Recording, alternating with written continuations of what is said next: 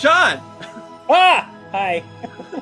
On today's Which Word of the Day, I am choosing Phantasmagoria. What a fun word. You're welcome, Phantasmagoria. I didn't say thank you. Oh, well, you're welcome anyway. Phantasmagoria is a form of horror theater that used one or more magic lanterns, quotation marks, to project frightening images such as skeletons, demons, and ghosts. And they did it on projected on walls, smoke, or semi-transparent screens, typically using rear projection to keep the lantern out of sight. The use of spooky decoration, total darkness, and sound effects were also key elements. Some shows added a variety of sensory stimulation, including smells and electric shocks. Required fasting, fatigue, late shows, and drugs have been mentioned as methods of making sure spectators would be more convinced of what they saw. Phantasmagoria has also been commonly used to indicate changing successions or combinations of fantastic, bizarre, or imagined imagery. It even happens to be the name of a popular computer game in 1995. It was like a point and click, kind of like, you want to go here?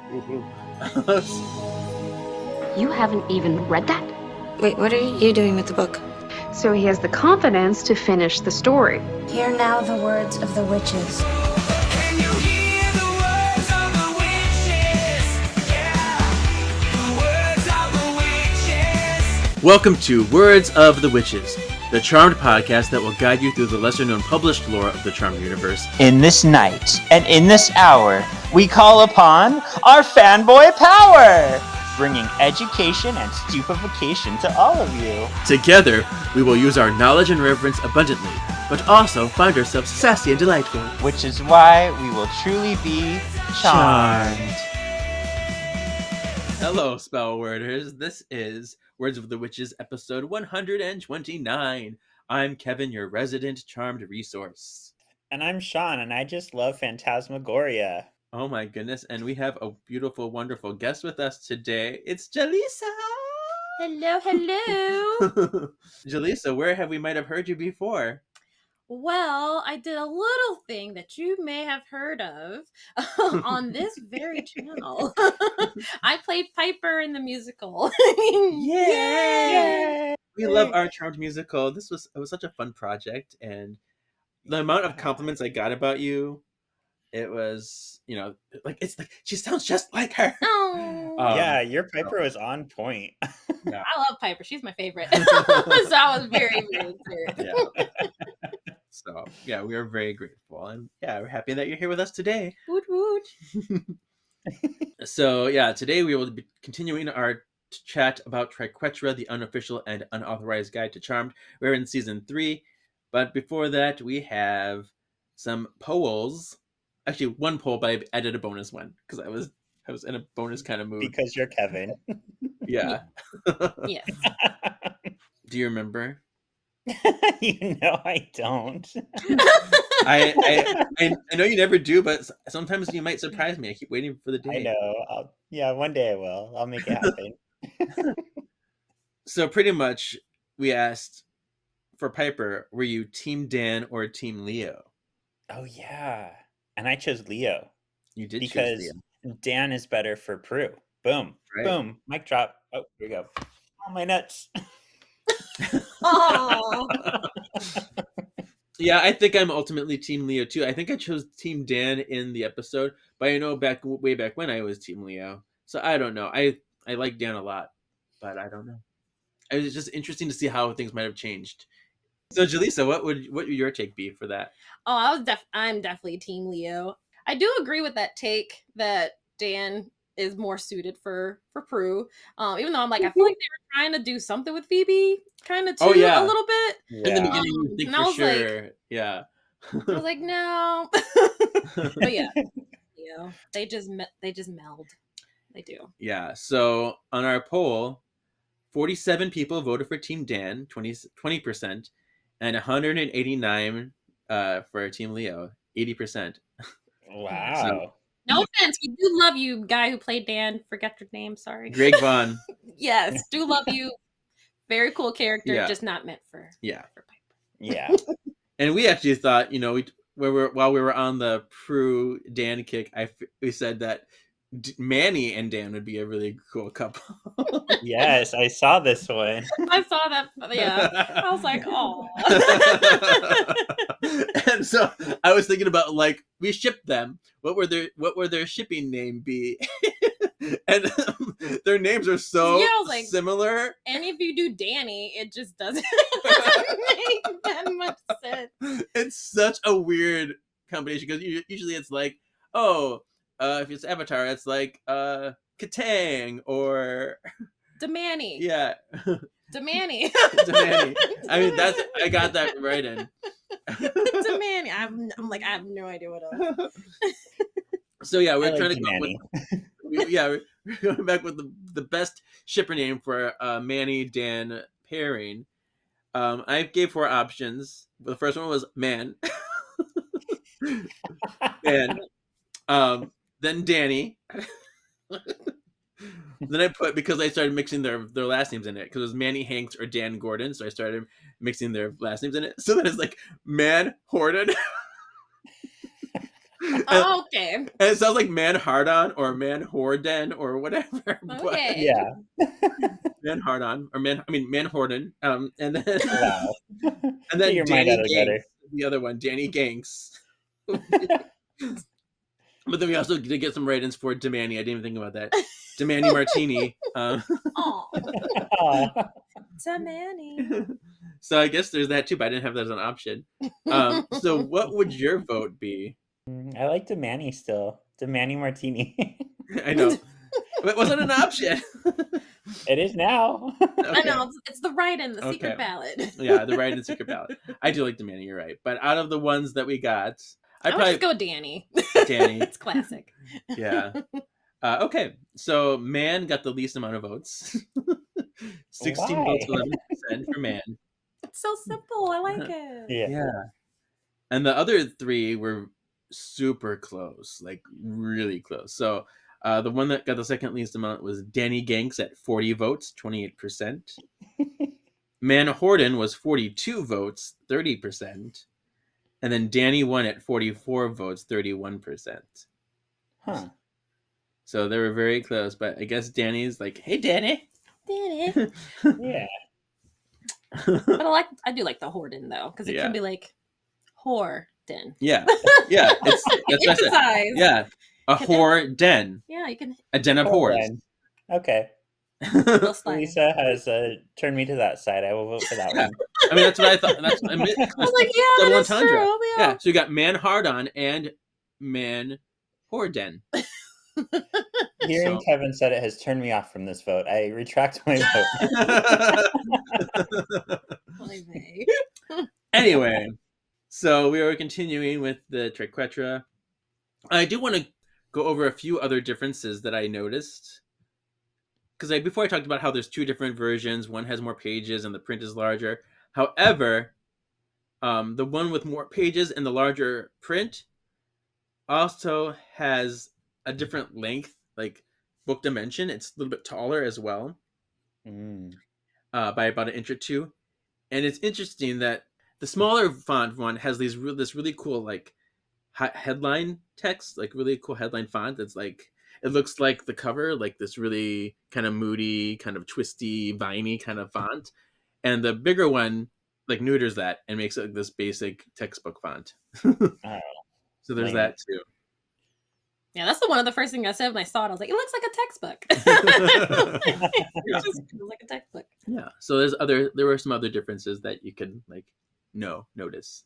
All right. So should we get on with the season 3? Yes. So first of all, what are our thoughts of season 3? What were our initial impressions? How do we feel about it? Well, season 3 is definitely my favorite season. It's just all the episodes were fun, funny, just emotional. I liked just visually how it looked. I liked how the characters kind of changed throughout, but it ended on a sad note. But still, still really, really, really loved it. I just loved all the storylines, Yeah. like all of Yeah. them. Like they stick out in my brain a lot easier than a lot of the other seasons. So Nice. Yeah, I agree. I think this is when the show like hit its stride for me. A lot of the episodes I remember, a lot of times I'm even like, wait, that was all the way back in season 3. But yeah, it had like such good episodes. Specifically, I always loved the owl and the what Magic was it? Hour. Yeah, I love that Magic one. hour. Yeah. Just because also you get to see a hot naked man, like just for that alone. Good But yeah, kitty. we've also got yeah. And of course, all hell breaks loose. Look who's barking! It has so many good episodes. Yeah, season 3, I mean, I make it known all the time. Season 3 is my favorite season as well. It's prime. It's prime charmed. I mean, it's the sister dynamic, the bond, the power balance, and it's by now it's very well established. But we get to explore now personal regrets and desires, and your life's changing, and you get to do all of their individual like plights more detailed in more detail. Hmm. Nearly every episode of this season is consistent. It always has something meaningful and exciting to the audience, but it also retains that humor and the drama in this season. The dangers and the insidiousness of those dangers was amped up. We also go from less of a demon of the week kind of feel, and we do start to have that overarching Yeah, thing the arcs. take place more, Mhm. which I know Sean really appreciates. Yes. Yeah, and I think the mood in season 3 and season 4, especially, those were like, I think those 2 seasons, they give me such comforts. Mhm. And I don't know if it's because of how it's written, but also I think the times, like the early 2000s especially, were such a good time for me as a kid. Yeah, middle school, high Yeah. school. We were like, I was kind of like in junior high, I felt like very much near the top of my classmates. I had really good friends. I really had a good time with my siblings. The internet was perfect. I was really on the internet charmed research bandwagon at that point. Yeah. Yeah, everything just felt smooth and easy, and I was super happy. That Yeah. is true, because then that's bringing me back to remember me and my best friend Eric back in the day. Like we would talk about the episodes. Mhm. I forgot about that. Yeah, we would totally talk about the episodes. We would do like little scenes from the seasons and kind of like make fun of folks. Yeah. Yeah. And I feel like we were the right age, because maybe when I was like 10 or 11, I was still kind of like in my own world, but like Mhm. I started to actually talk with people about it, and it became bigger than me then. So Yeah, 11, 12. And I wasn't watching it yet. yeah, speaking of, we all love Agatha all along, but Aubrey Plaza and her sister Renee are very huge Charmed fans. They were on House of Hallowell, if you remember. Mhm. But I first found this out because there's this video of Aubrey Plaza and her sister Renee reenacting like scenes from from Primrose and Path. And oh my gosh, I'm gonna post it on the Instagram, I think, because I love it so much. And like they have Aubrey Plaza in like this really bad wig, and she's like being impetuous, like it's like I'm 19, and it's hysterical. It's hysterical. So I love that Aubrey Plaza is such a Charm Aw. fan. There's also I saw a clip of like of Catherine Hahn being like Charmed. I love them, and she snaps like yes. Mhm. So I feel Nice. good that we are loved by the people of that show. I have found this quote. According to one IMDb user, season 3 of Charmed is the best season of the show, with the best writing, acting, and season finale. The user praised the introduction of Cole Turner as an interesting male character and the believable relationship between him and Phoebe. They also noted that Piper gained a new power towards the end of the season, and that Prue was more beautiful and badass than ever. Yep. Oh. I said, yep. Yeah, that's what she was telling me before we recorded. I'm like, oh, see. Mhm. All right, cool. Anything before I get into my notes about what we read in this book? Yeah, I mean, I did see the one that kind of attributed season 3 to Julian McMahon coming on and his amazing acting. So I thought that was an interesting take. But I wouldn't credit it all to him. Like, I think his character made it more interesting and breathed in more life. But I don't think he made season 3 what Oh it no, is. right? He was a good part of it, but no, it's everything else around it. I think all the episodes and the sisters and yeah. So Jaleesa actually had the opportunity to flip through some of these while we were waiting to record. So she got a little sneak peek of the books.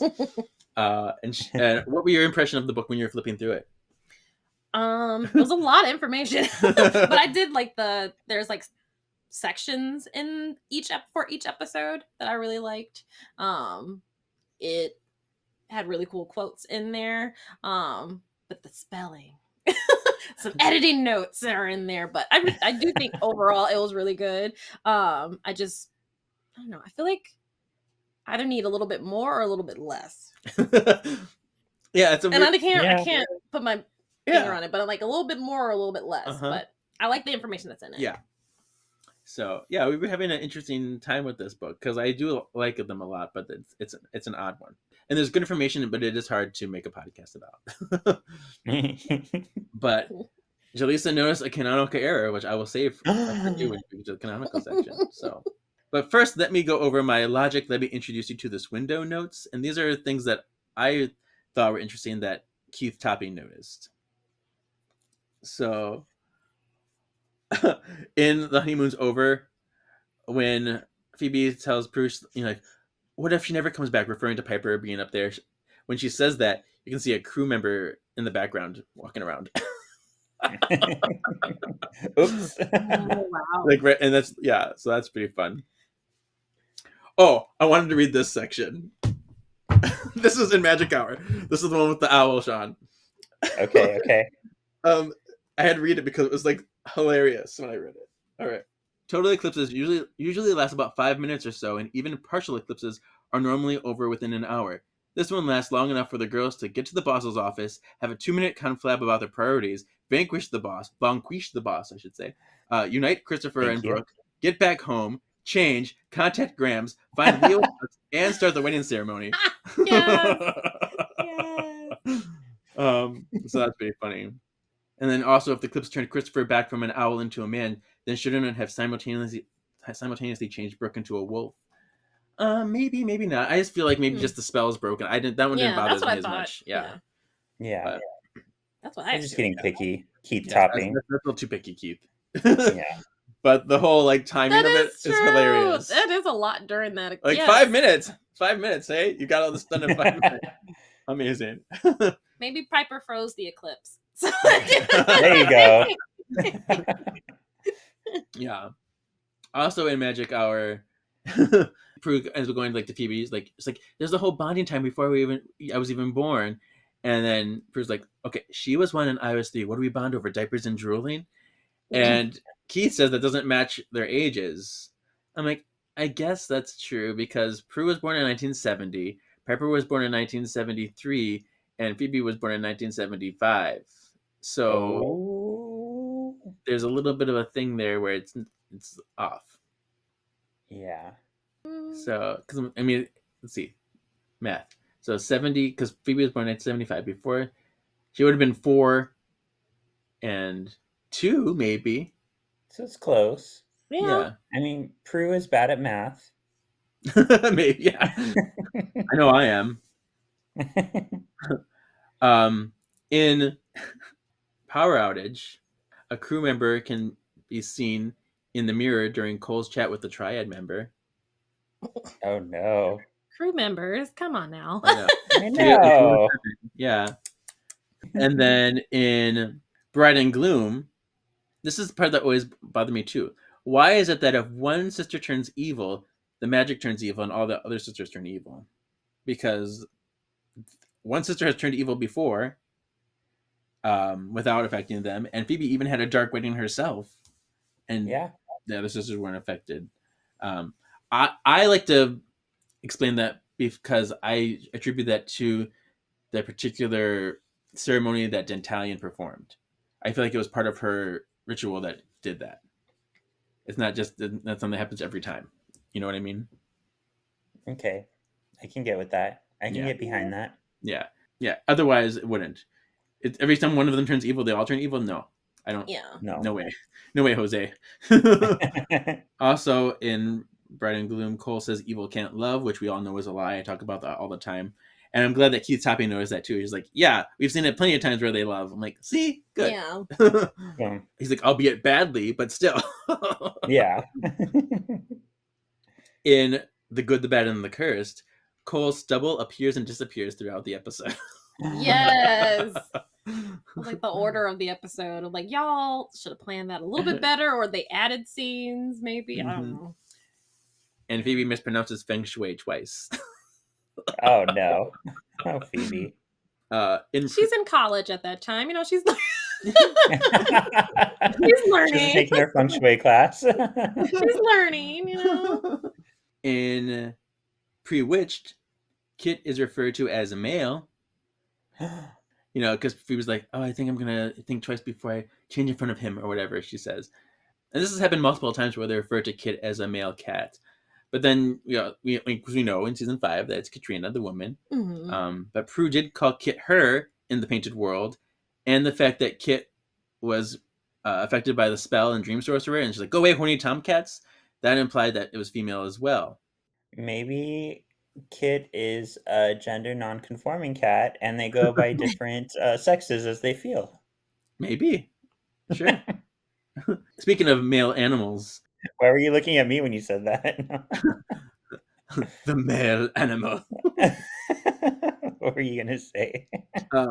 At least one of the dogs that was Prue was male, and it is Yeah. very Clear. very clearly, yeah. Keith says massively noticeable. Aw, yeah. It's like, okay, Thanks for that. maybe she turned into a man and a dog at one time. That's what it was. Yeah, there you Who go. has big balls? Yeah. So. She does. Nice orbs. Cool. Then continuity. This is just stuff that was interesting to note about, you know, something going forward. So he noticed that in The Honeymoon's Over, that when Piper selectively froze the innocents and left it so anybody who was not an innocent would not be frozen, that granted them immunity to the powers, because when she did that, she could not freeze them afterwards. Oh yeah.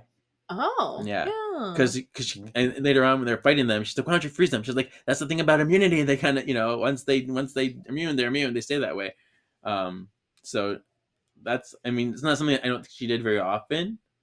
I think the only time I can think of too is "Amused to My Ears" when she's at the club and she freezes all the innocents and the warlocks are dancing around, but she uses that as an opportunity to vanquish them. So then we didn't get to see that they are immune. Right. So Yeah. Now, we also talk about the triad in The Honeymoon's Over.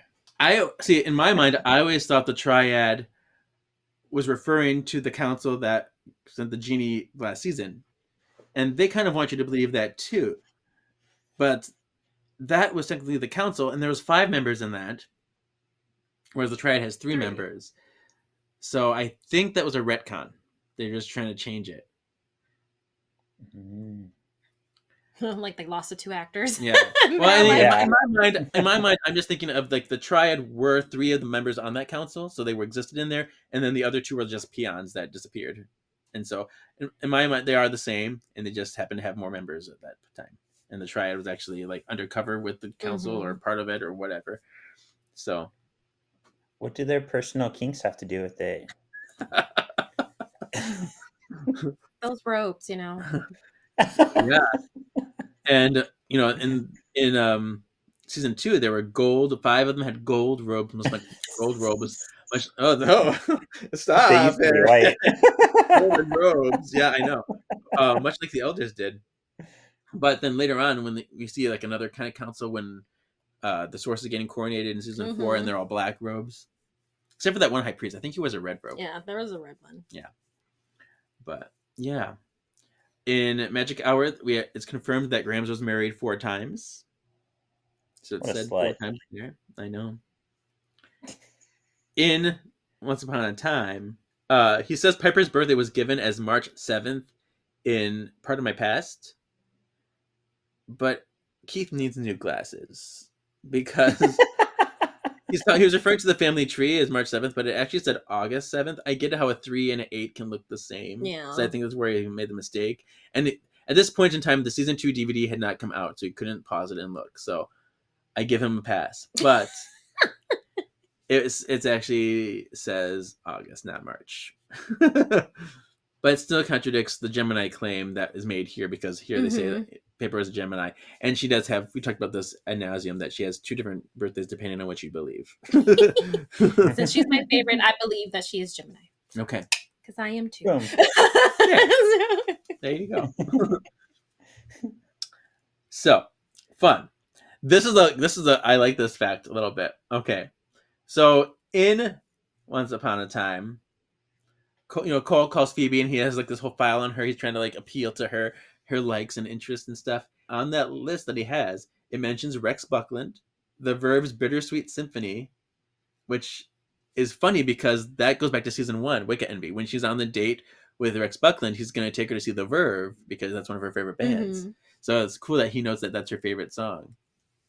I'm like, all right, continuity wise, very good. And then he mentions Kill It Before It Dies and Billy Appleby, and that's why he's like, oh, I'm going to go see this movie. In Sleuthing with the Enemy, Prue creates the spell to summon Balthazar by adapting the one they used to summon Melinda Warren in season 1. But that spell later appears in the book, like fancy, like it already existed in the book. Yeah, with his own page. With his own page. So that's a weird one. Well, do you think they made it?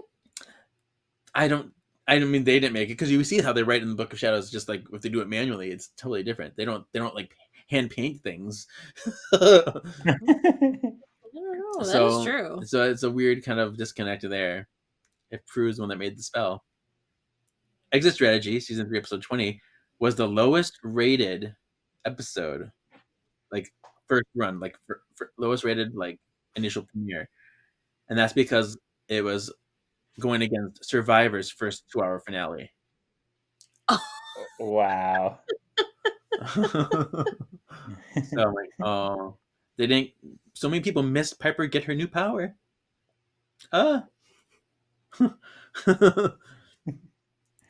And then here's another fun rumor. In Look Who's Barking, Stevie Nicks was said to appear in the episode.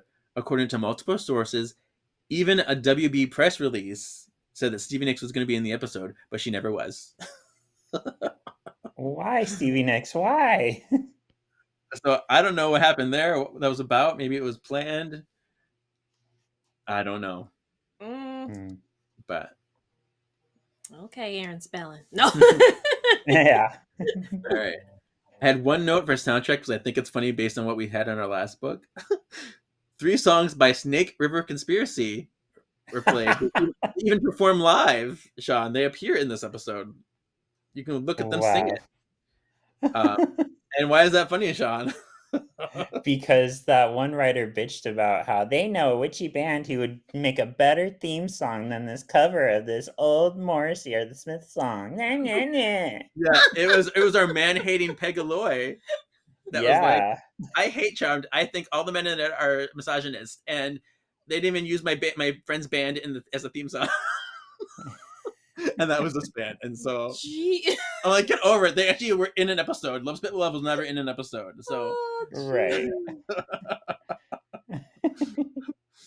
All right, now I just have some final thoughts. Gilmore Girls replaced Popular this season of the WB. So this is the year that the Gilmore Girls started, which is I hate Gilmore Girls. I never watched it.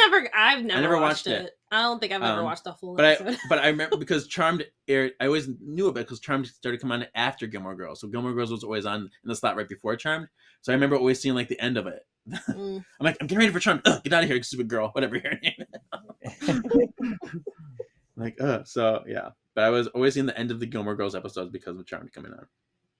My friend's mom and my mom watched it, so I would always like catch it here and there, and it was always just so like overly dramatic, and I'm like, this isn't that important. Why are you guys like spending all this time on this?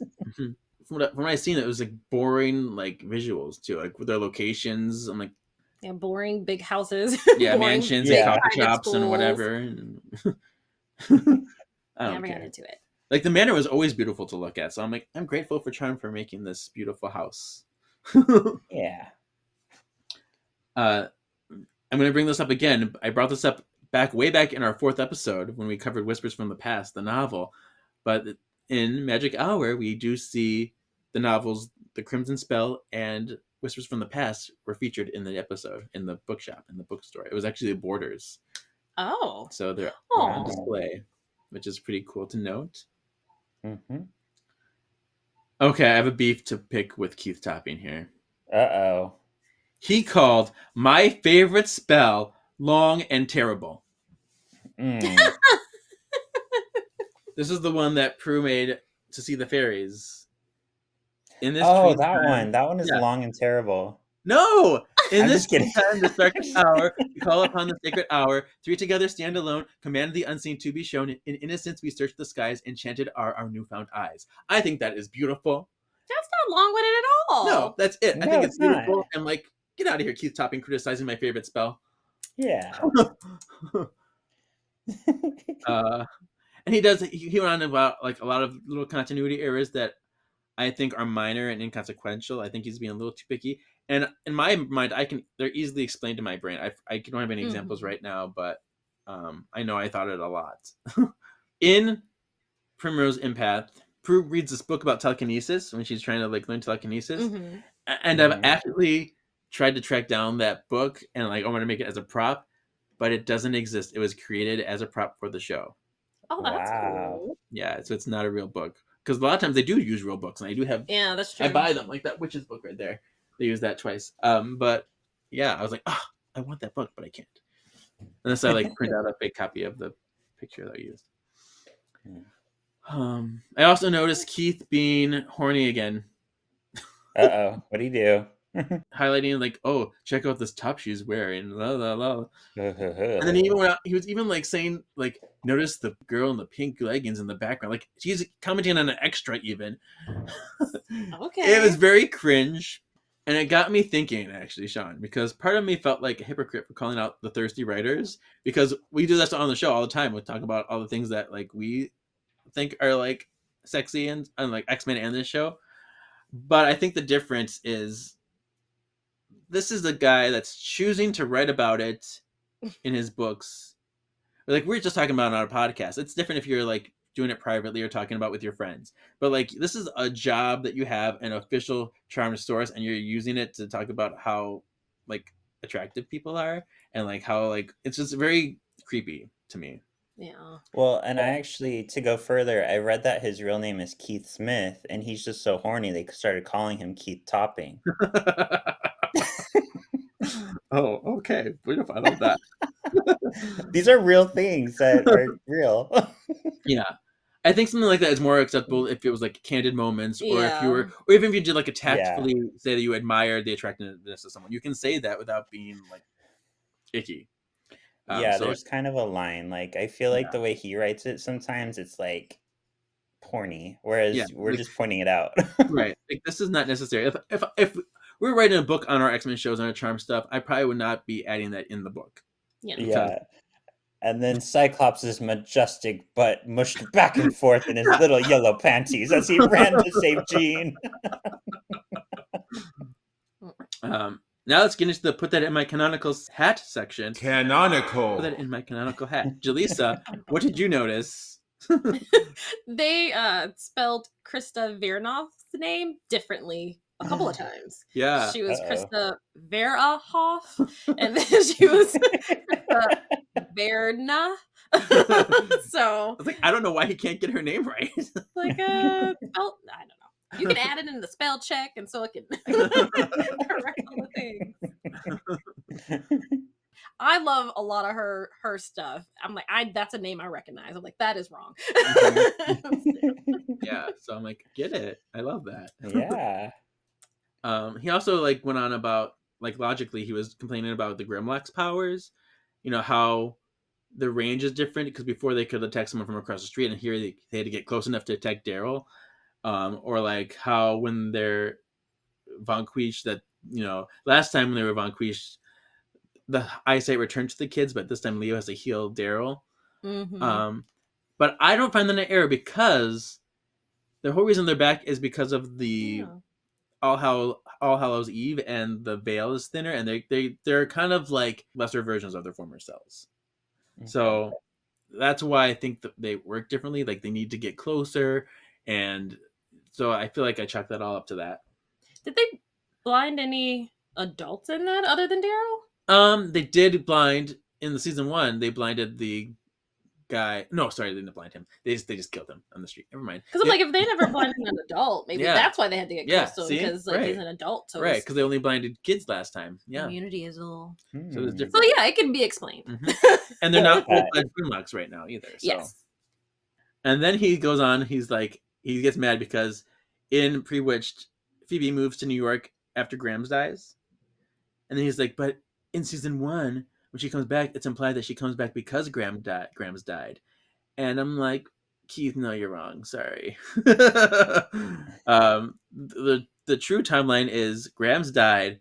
Phoebe was not dealing with it. She like she always does. She distracts herself. So she ran away. When she ran out of money and couldn't survive anymore, she decided to come back home. There you go. So that's the real continuity. Yeah, so that's all I got. Fun. Fine. Are you ready for a Grimoire game? What is this, some kind of game? Grimoire Games! Some people think this is entertainment. Ah, shit. Now this is a quote game because Oh, shit. I didn't find any quote errors this season. I was actually very surprised, happily surprised with his season 3 quotes. He got them very accurate. So okay, I was very happy. It's actually more accurate than the Book of 3. It knew things better. So I'm like, interesting. But I'm going to say quotes, and you're going to have to tell me who said the quote. These are all I'll play quotes. too, but I won't see. These are, yeah. I'm gonna you and Sean. All right, and there's no score, but I'm gonna say who answers first. There's no score. All right. So here's the quote: "Morning and sunshine. Okay, how about cloudy with a chance of showers? Is it Prue, Piper, or Phoebe?" Piper? Yeah, I'd say Piper to Leo. It was actually Prue. So yeah, it's Prue. Oh. Oh. Here's the second one. "Look at me. I'm a fashion blunder. And Mademoiselle don't." What was it? Piper. Phoebe. Phoebe. It does sound like a Phoebe. There you go. Phoebe, absolutely. Yeah. And, but I'm they like, don't- what episode was this? I feel like I could that was picture it. that was Primrose Empath. So 3. "I know that you two have issues, but that's what the reception is for." You have Cole, Prue, Patty, Piper, Grams, or Phoebe. Grams. It is Grams. Hmm. Yeah.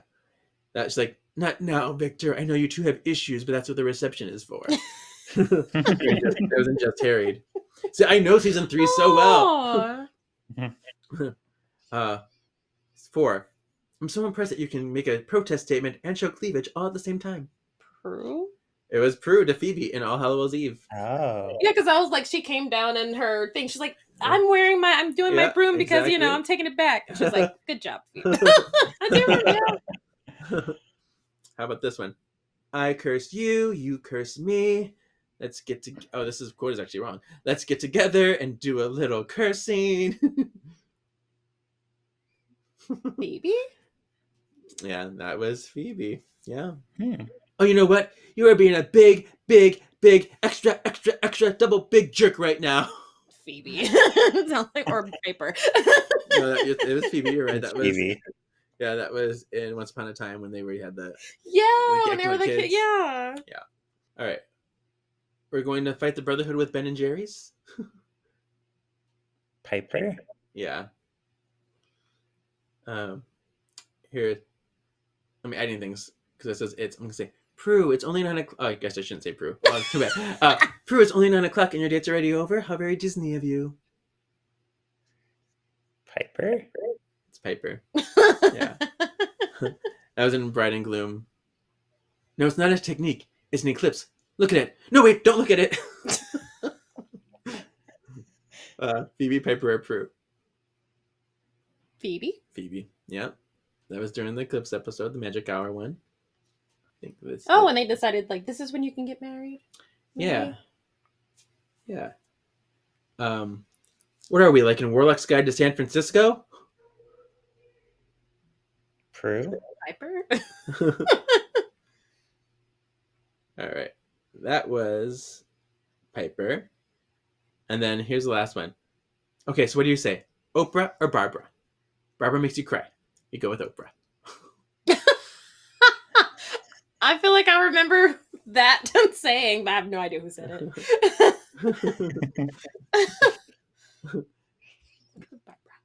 True. Maybe? It's Piper. Damn it, everything's Piper. What was that last one? When? That's from All Hell Breaks Loose. It's like, when she was getting all the deals, like talk shows and movie deals and book signings. Oh yeah. Oh. And then be taken by the CIA and dissected. So yeah, there you go. That was a fun little one. Yeah. So, the last thing we have is P is for a poll. Piper. You mean it's just you and Prue, huh? Phoebe? Phoebe, you there? And a big hello to you too, Penny. Come on, Patty. The rest is up to them. Paige. My name is Paige. Another P, imagine that. P is for poll. And my poll this week is this. Which season 3 debut character is the best? And you can have Cole Turner, Victor Bennett, because it's a new father. So I had Victor Bennett, the Angel of Death, or the Source, because this is the first appearance of the Source as well.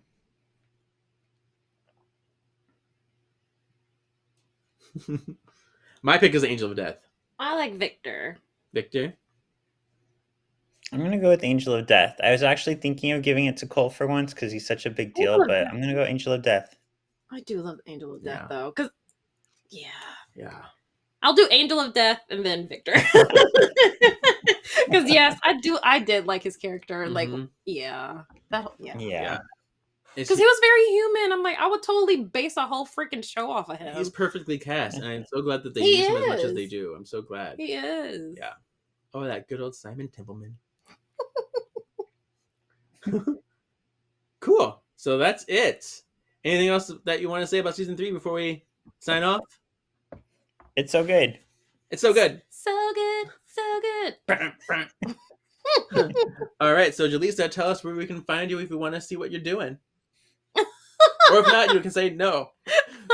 I am on Instagram mainly, joyful_gem, as in Gemini, GEM. And yeah, I'm auditioning, so we'll see what comes up from me on the big stage. Yeah. Yeah, we've done quite a few shows together. I'm so excited. Woohoo. Look at us doing things. Woot, woot, woot. Lovely. All right, Sean, where can we find you? You can find me on Sean Perrette on Instagram or TikTok. Instagram will lead you to our link tree where you can find all of our projects, all of our podcasts, including Solving for X and X-Men Tasks podcast, where we are currently on X-Men Evolution Season 2, which Kevin keeps telling me it gets better. Hey. Anyway, you can follow this podcast at Words of the Witches on Facebook, Instagram, YouTube. I'm not going to talk about the other one. And just forget it there. It's fine. And then you can follow me at KJEEZY87 on Instagram. And we will see you next week for season 4 stuffs. Yeah! Yay! Thanks for listening, Spellworders. Your destiny still awaits. Wait. Bye. Bye.